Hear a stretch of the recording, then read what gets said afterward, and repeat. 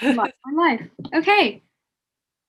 We are now live. Let me begin the presentation.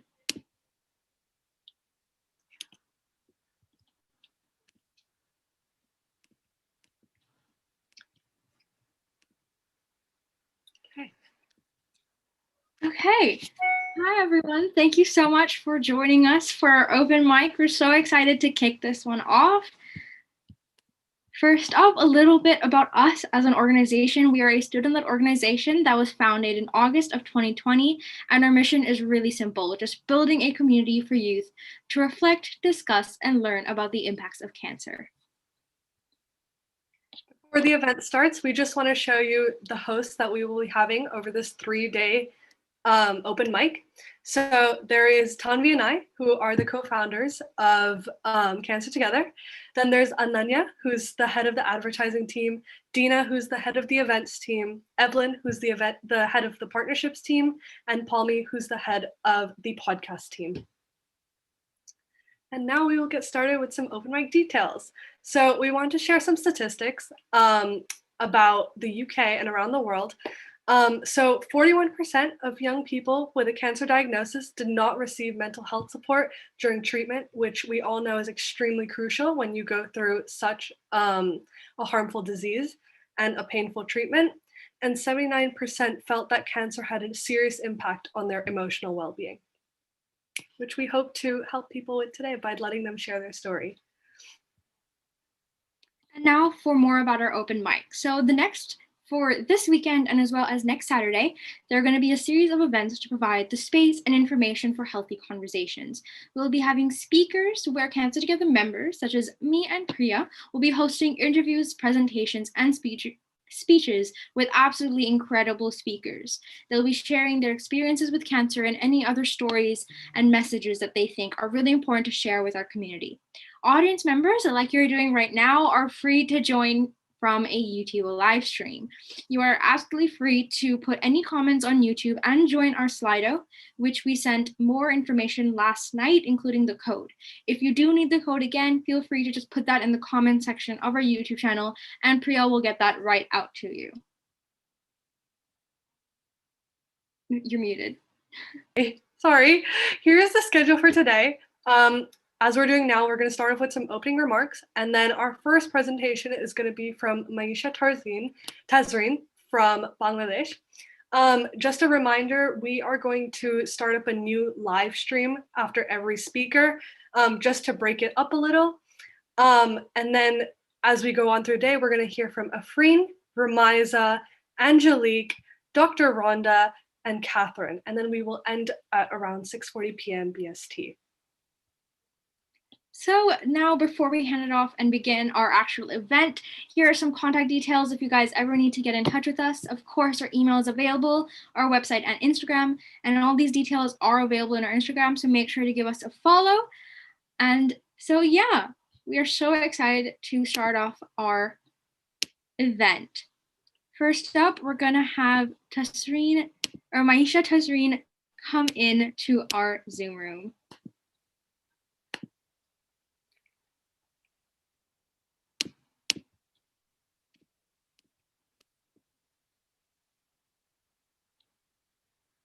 Hi. Hi there.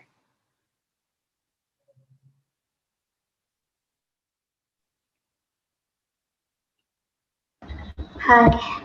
Hi.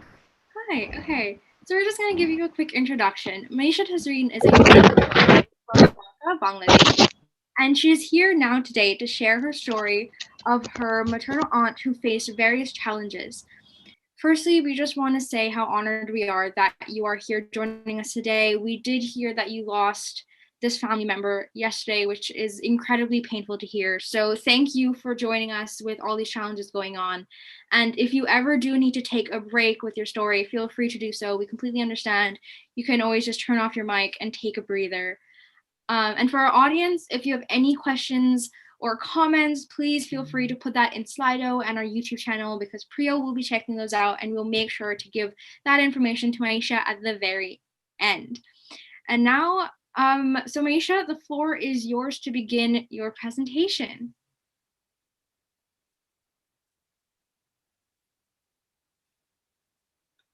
Are you there? We can share her. Yes. Yes, it would be helpful if you could share. Okay, that's.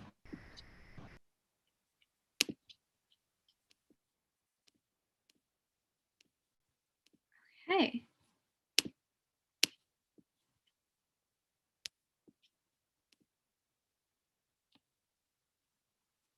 There you go. Feel free to start when you're ready. Okay, so when I heard about the topic that we have to talk about cancer, the only person I know is my mother's cousin. Her name is Labuni, and she's a breast cancer survivor.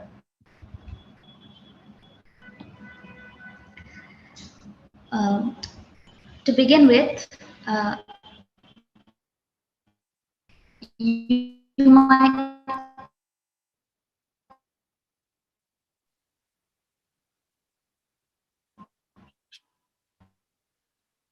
Oh, we're having some Wi-Fi issues. I think you're breaking up right now.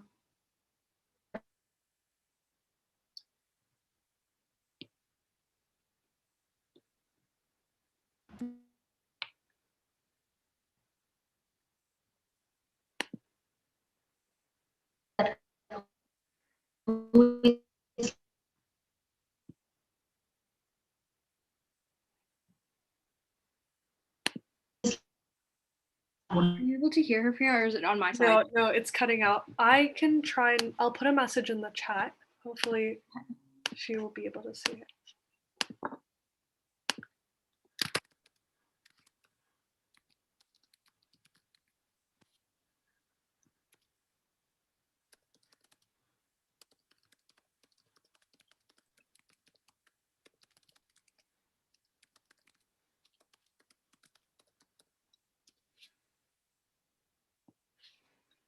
Hi, Mayisha. If you can hear us, it might be easier if you left and came back to the meeting.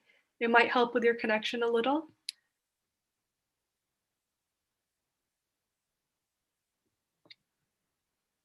I also sent a message into the chat if you're not able to look. Okay. Sorry about that. Yes. We'll kick it off when she's able to come back. But please log into the Slido. I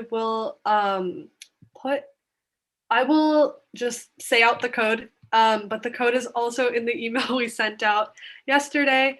Oh, that's Maysha. Okay.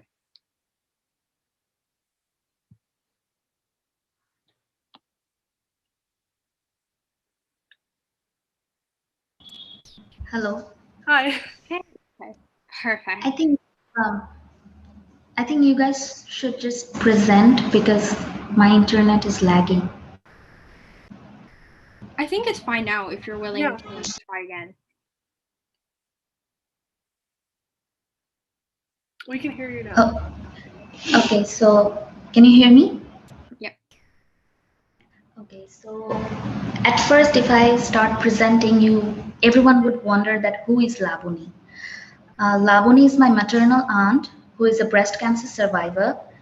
She had a surgery where her left breast was removed. However, she was yet again diagnosed to have numerous tumors in her left lung that had spread from her breast. This spread of cancer is known as metastatic breast cancer.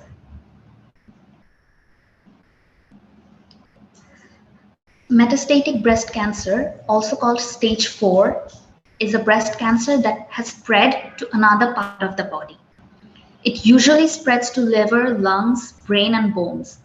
In case of Labuni, it spread to the lungs.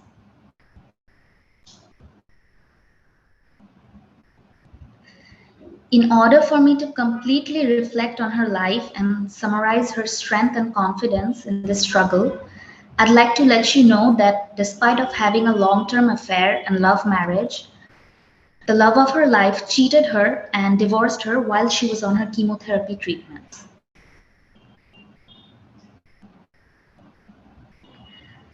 Heartbroken for years, she lost her mother 2 years back and has recently tested positive for COVID.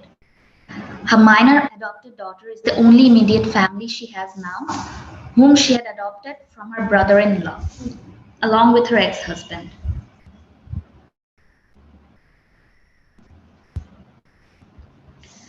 The man she had loved not only left her and their daughter in a vulnerable condition, but also made Lavani realize the need to bear one's own problems and support oneself without anyone. After her mother's death, her willpower was crushed, but the reasons she wants to live for are her daughter and how far she has come. Now let's talk about the treatments and effects. Lavani was diagnosed with breast cancer in her early 20s, right after her marriage, and had several chemotherapies since then. It has been 10 years and her left breast was removed through a surgery, hence surviving breast cancer. Nonetheless, the tumors in her left lung are growing as a result of metastatic breast cancer, for which she will begin her treatments. Her situation is worse not only because of the infidelity from her ex-husband, but also because she is a COVID patient right now.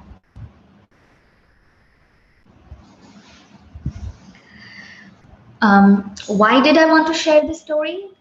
Because I hope people can pray for her well-being as the tumors are growing in her left lung and she's fighting COVID currently, so it possesses a greater threat due to the cancer cells.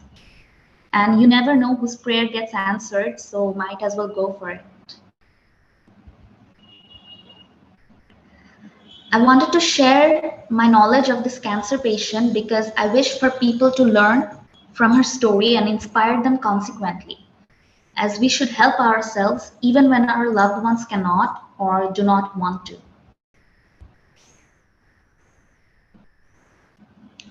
However, my aunt Lavani passed away yesterday morning while combating COVID for around 3 weeks, leaving her daughter motherless and in search of a new home. She died in her early 30s. Her battle with both cancer and COVID has come to an end. Little did I know that she'd be gone just the day before I share her story here.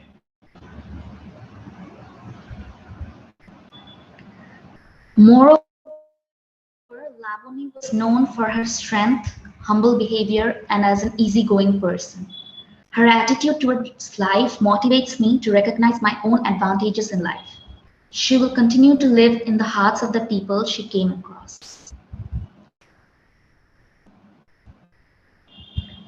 She believed in doing the most while one can in their capacity with whatever time they have left in the world.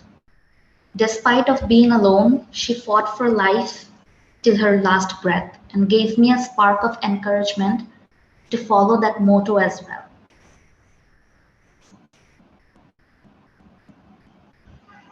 Even though she hoped to build a future for her daughter before anything happens to her, her desire remains unfulfilled, along with her other aspirations. She wanted to experience life as much as possible, and that is what we all should do as well.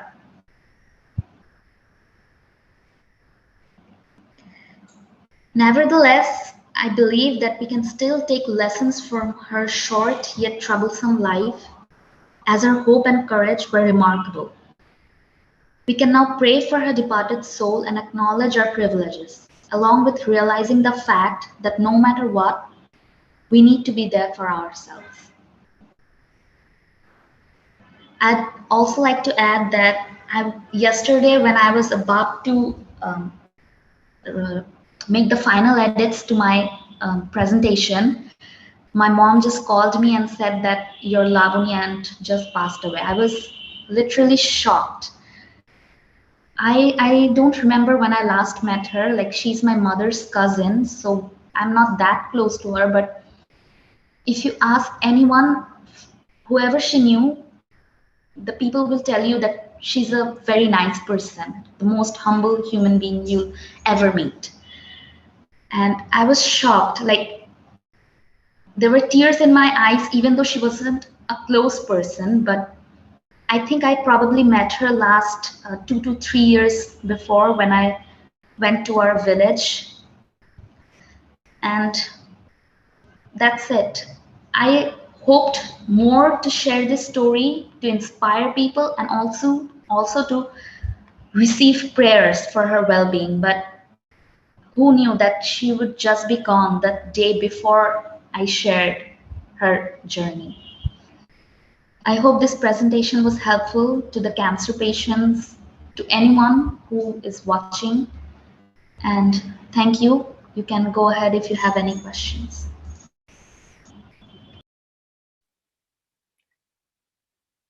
So far, there aren't any questions in the Slido or in the YouTube channel, but I encourage all of our viewers to pop something in the chat if you have a question for Mayisha's story. But we have a few questions prepared that we would love to ask you. Maybe you can go ahead. Yeah, okay.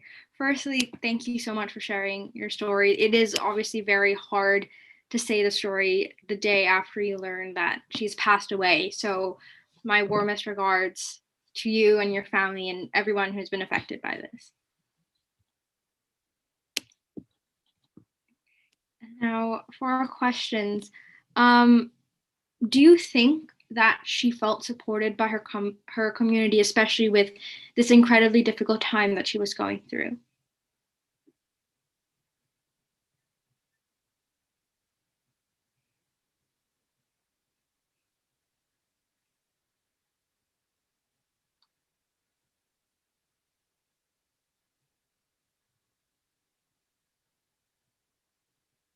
Are you able to hear us? If you need to take a break, that's completely fine.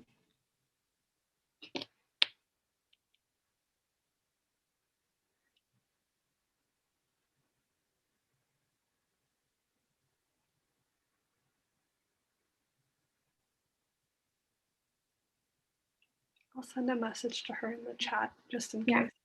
We'll do that. Everyone in the YouTube, if you do have any questions or comments, please feel free to put that down there and we will relay that to Mayisha.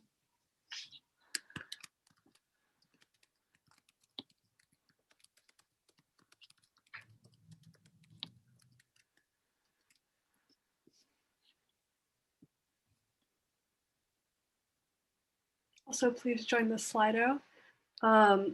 You can ask questions there, and later on we will be interacting with you guys through the Slido. So please join that.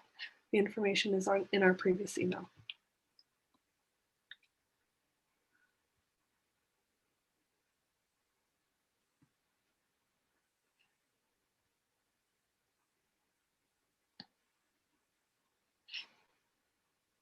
Okay. In the meantime, we can always talk about some of the cancer issues that are very important to be discussed, including health disparities. It's a topic that Priya and I covered in our school as a presentation during a week called Equitas, where we tried to inform our peers about various issues, and we chose cancer as one of them. And an important social justice issue in cancer is, in fact, cancer disparities, which means that various communities don't have the same access to healthcare, whether that be through institutional issues and justice related issues, but also stigmas that come from a culture within. So Priya, if you want to expand on that, and we can build off of each other. Yeah, of course. So obviously starting off, there is institutional racism that, oh, Maysha, okay. Okay. She, I think, joined with another device, but okay, we can hold off on that topic for now, but we will get back to it. Hi. I just got disconnected again. No worries. That's okay. You were asking something? Yes. Okay. Our question was, how well do you think she felt supported and she was supported by her community during this incredibly difficult time?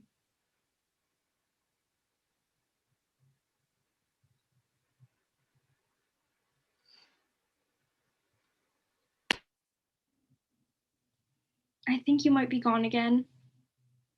We can't hear you.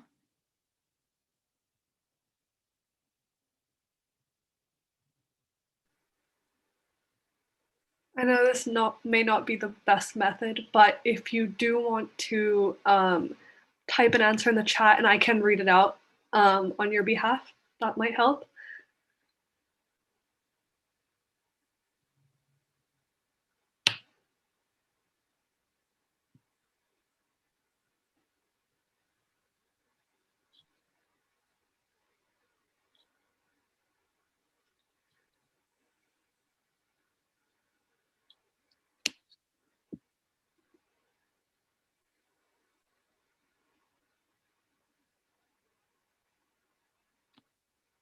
If you can't hear us, can you just message in the chat so we are aware that our signal is going through to you?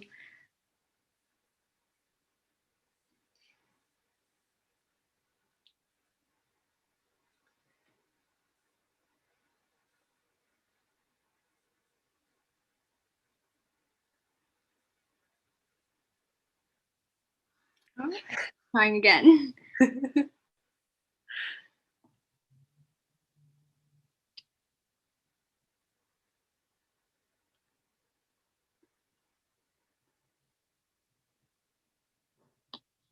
Oh, I let her. I think her connection's just. Yeah.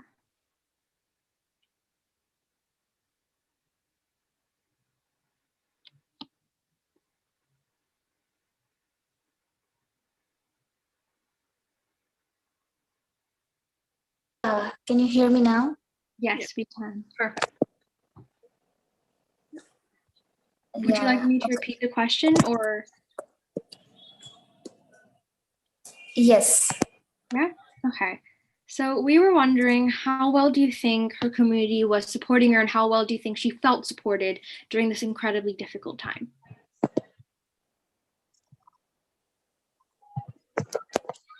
I think her family members were supportive, but at a point they gave up. They thought that she would die eventually, not because of COVID. Like before she had COVID, like she had a long going treatment of chemotherapies for about 7 to 8 years. And then her family were also mentally prepared that she would not survive. But eventually she did, but that wasn't for too long as the cancer cells, the tumors developed in her left lung. So it wasn't long that after that, she again was tested positive for COVID. Yeah, that's incredibly difficult. Do you think that institutions were able to support her sufficiently? She lives in a village, so there weren't many resources over there. They had to travel to India frequently because many of the medicines aren't available in Bangladesh. They had to travel frequently to India and have chemotherapies over there. It was very costly. They had to sell their lands and bear the cost of treatments. Her parents were not very rich. Her sister helped her as well, her elder sister. Mm-hmm. Okay. I can't even imagine what that is like to go through. But Priya, if you want to go for the next question. Of course. Obviously, COVID has impacted us all, and your maternal aunt Lavoni sadly had to deal with COVID as well, along with the incredibly difficult cancer treatment. How do you think COVID-19 has impacted the sort of care that patients in such grave situations need to receive?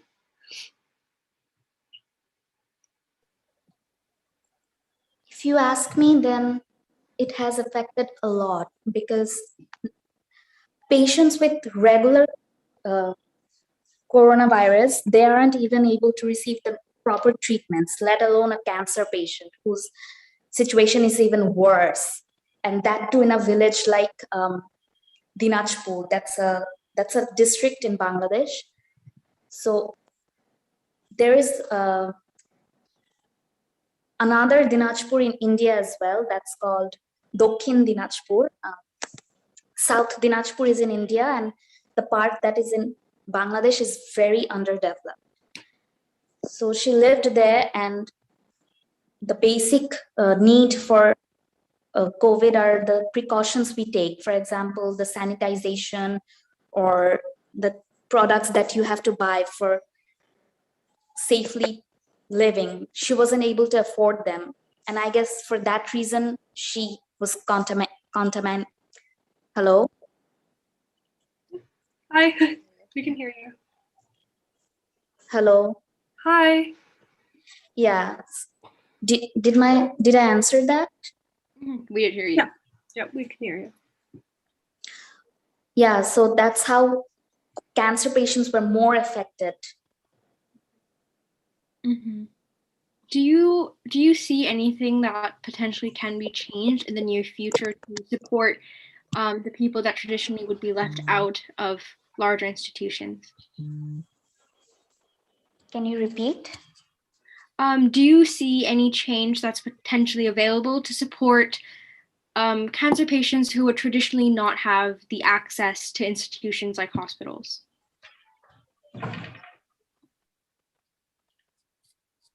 I think the government is taking initiative, but before it reaches to the root level, the corruption of the ministers and the local police, even they are so corrupted that the initiative by government isn't even reaching the people who actually need them.